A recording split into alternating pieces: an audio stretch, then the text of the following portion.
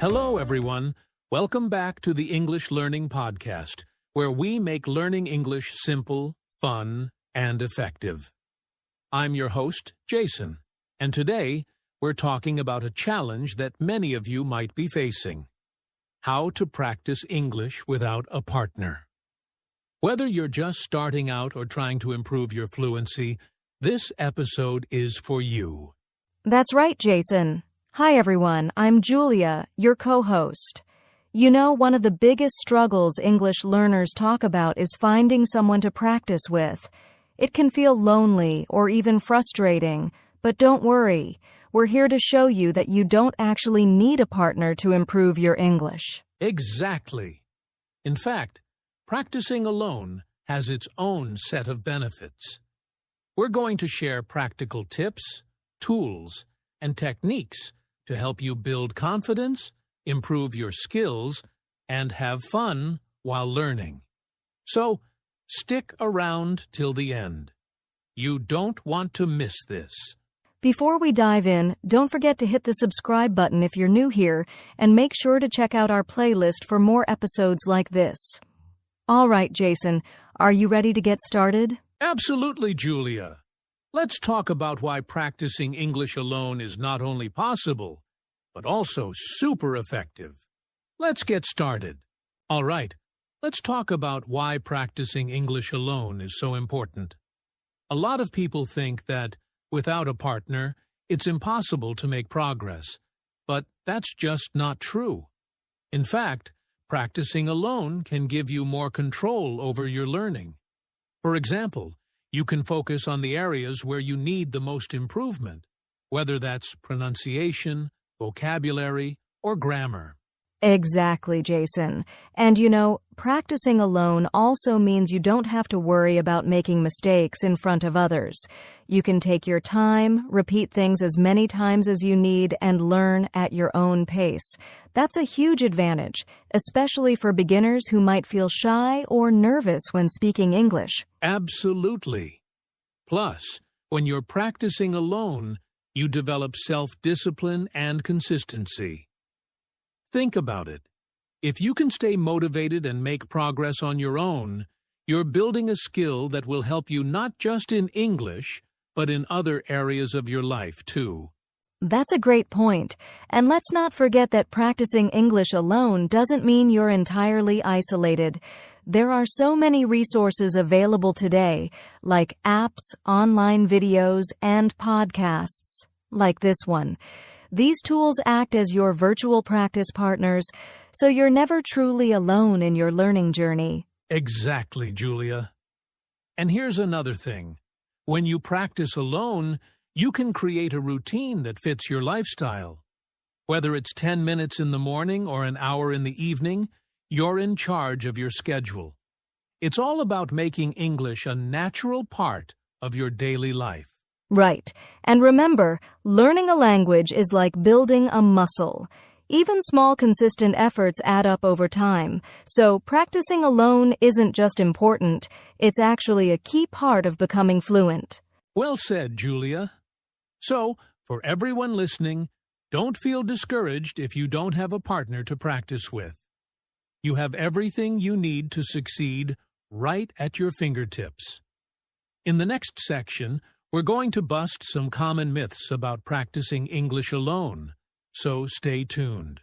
Now, let's address some of the common myths about practicing English alone. There are so many misconceptions out there that stop people from making progress.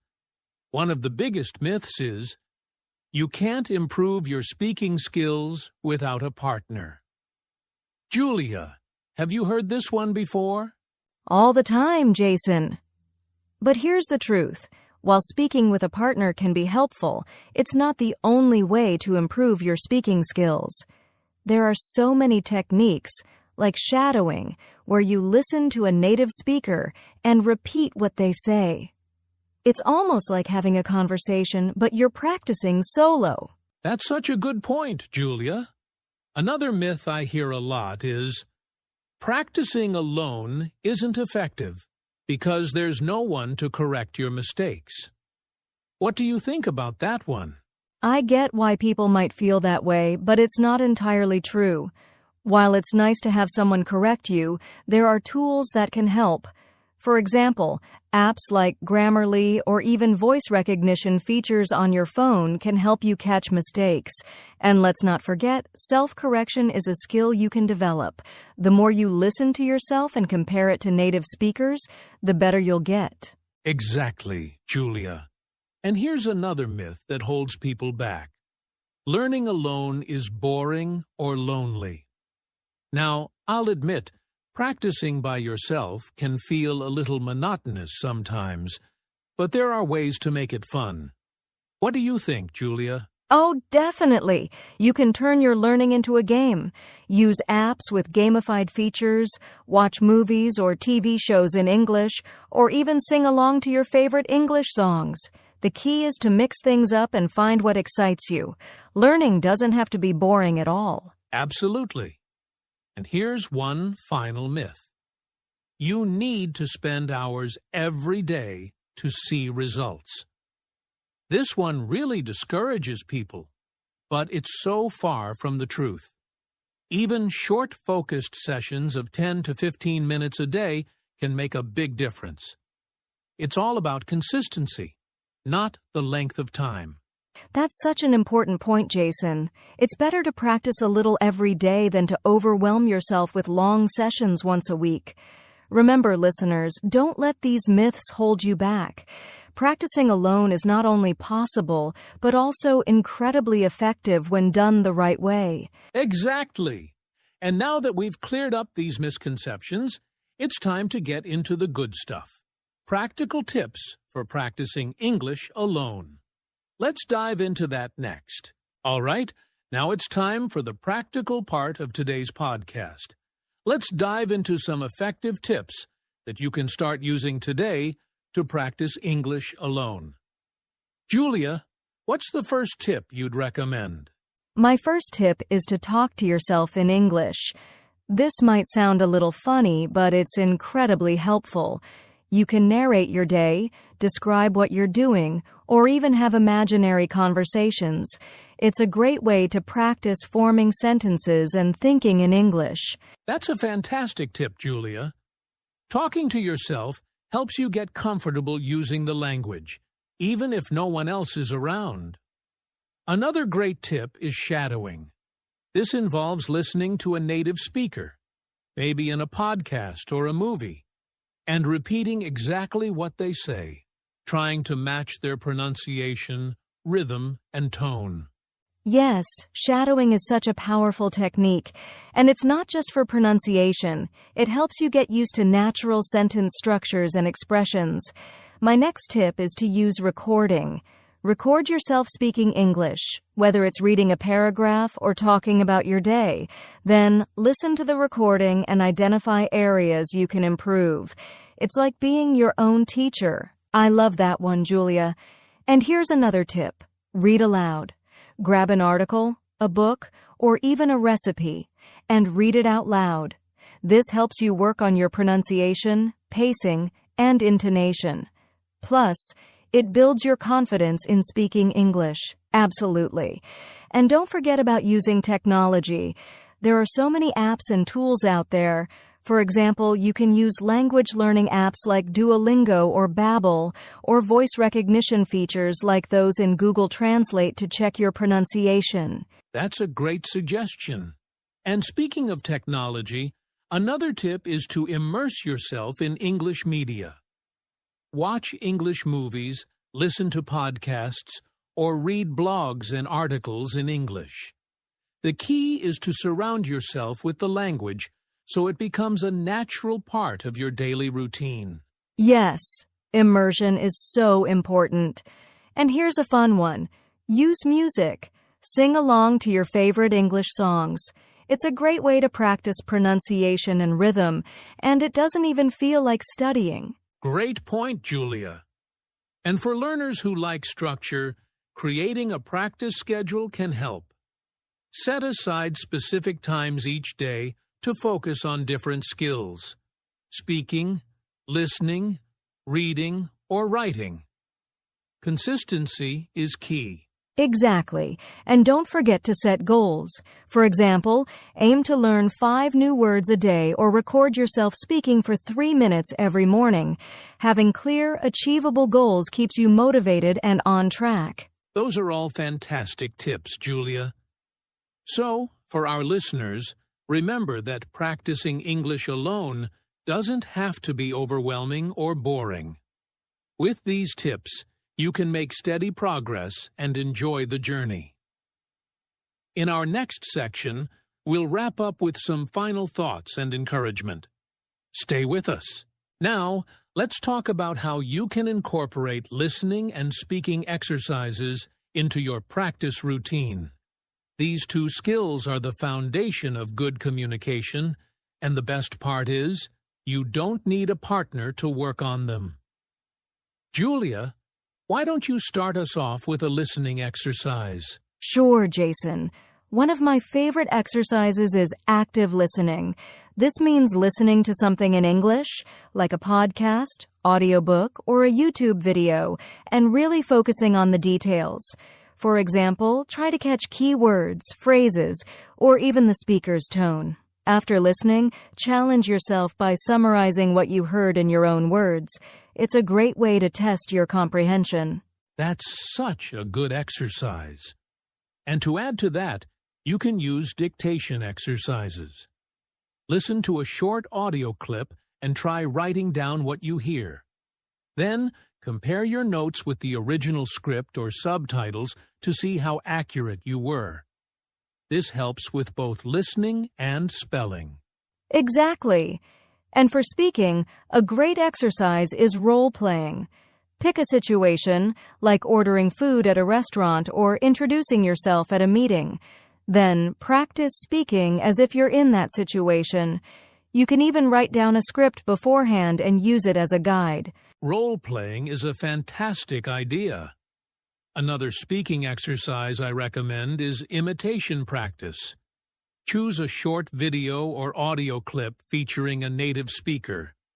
Play a sentence, pause, and then repeat it, trying to match the pronunciation, intonation, and rhythm. This helps you sound more natural. Yes, Jason. I also love the question and answer method. Write down a few questions in English and answer them out loud. For example, what's your favorite hobby? Or what did you do yesterday? This forces you to think in English and practice forming sentences on the spot. That's such a practical exercise. And here's another one. Use voice assistants. Apps like Siri, Alexa, or Google Assistant are perfect for practicing spoken English. Ask them questions, give commands, or have short conversations. They're surprisingly good at understanding different accents. Great tip, Jason. And don't forget to practice listening for accents and dialects. Try listening to English speakers from different regions, like British, American, or Australian English. This will train your ear to understand various accents, which is incredibly useful in real-life conversations. Absolutely, Julia. And for those who enjoy challenges, try combining listening and speaking exercises. For instance, after listening to a podcast, pause and try explaining the main points aloud as if you're teaching someone else. It's a great way to practice both skills simultaneously. That's a great idea. Listeners, remember that these exercises don't require a lot of time, just consistency. Even 15 minutes a day can make a huge difference in your progress. Exactly.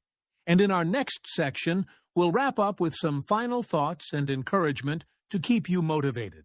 Stay tuned. Now, let's talk about creating a daily practice routine. One of the best ways to make consistent progress in English is by having a structured plan. Julia, why is a routine so important for language learners? Great question, Jason. A routine helps you stay consistent, and consistency is key when learning a language. Even small daily efforts can add up to big improvements over time.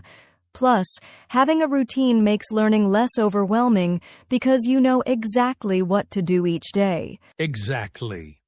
So, Let's break it down for our listeners. A daily routine doesn't have to be complicated or time-consuming. Let's start with how they can organize their day. Julia, what would a simple routine look like for someone who only has 30 minutes a day? Good point, Jason. If you have 30 minutes, you can divide it into 3 parts. Spend 10 minutes on listening, like watching a short video or listening to a podcast. Then take 10 minutes to practice speaking, maybe by repeating what you heard or talking about your day. Finally, use the last 10 minutes to focus on vocabulary or grammar. That's a great breakdown, Julia. And for those with more time, they can add other activities like reading a short article or doing a writing exercise. For example, they could write a paragraph about their day or describe something they recently learned. Exactly. Another tip is to use theme-based practice. Pick a topic for the day, like food, travel, or hobbies, and focus all your activities around it. For example, listen to a podcast about travel, learn travel-related vocabulary, and then practice speaking by imagining you're at an airport. I love the idea of themes. And here's another important point. Set specific goals for each day.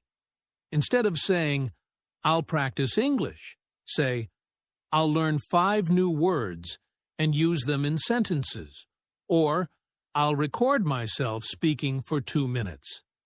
Clear goals help you stay focused and motivated. Yes, goals are so important, and don't forget to review what you've learned. At the end of each week, take 10 to 15 minutes to go over the vocabulary, phrases, or grammar points you practiced. This helps reinforce your learning. Absolutely, Julia. And here's a bonus tip. Make it fun.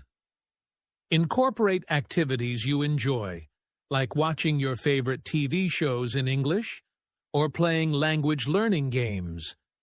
The more enjoyable your routine, the more likely you are to stick with it. That's so true, Jason. And one final thing, be realistic. Start small, especially if you're new to creating a routine. Even 10 minutes a day can make a big difference.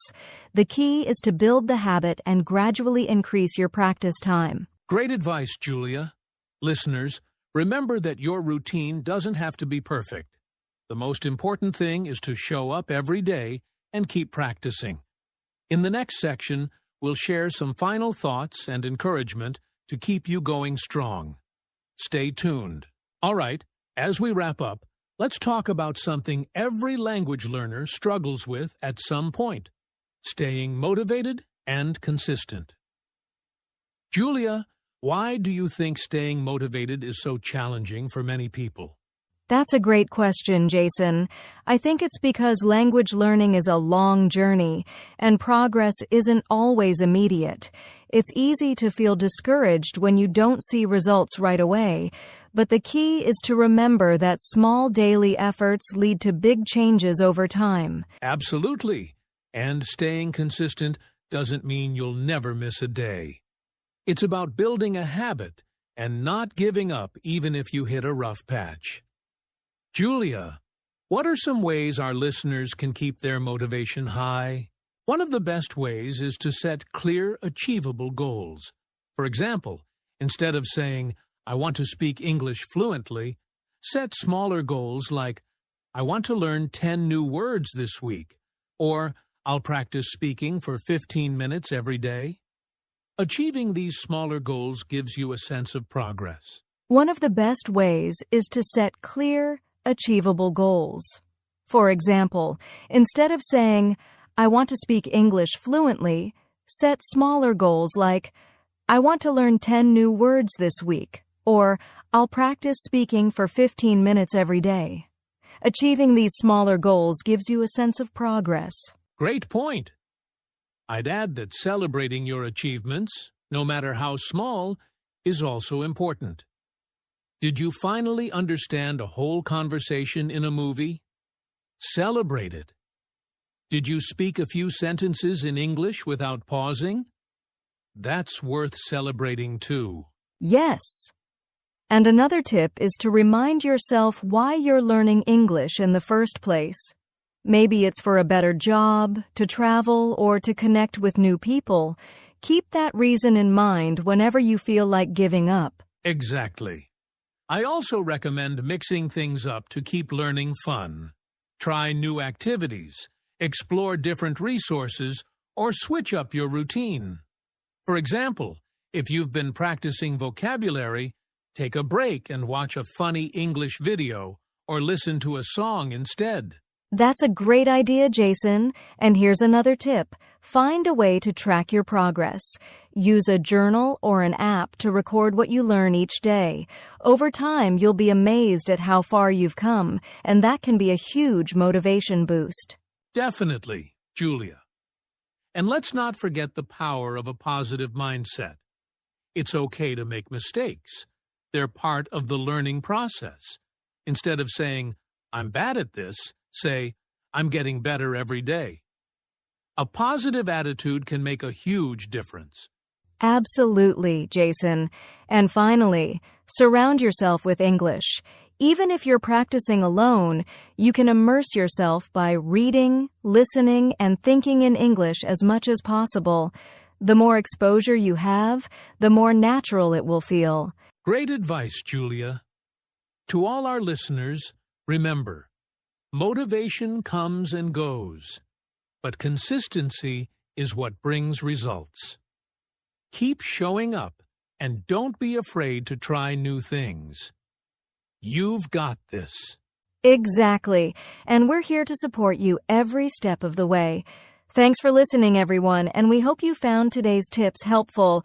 See you in the next episode. Until then, happy learning and stay consistent. Bye for now.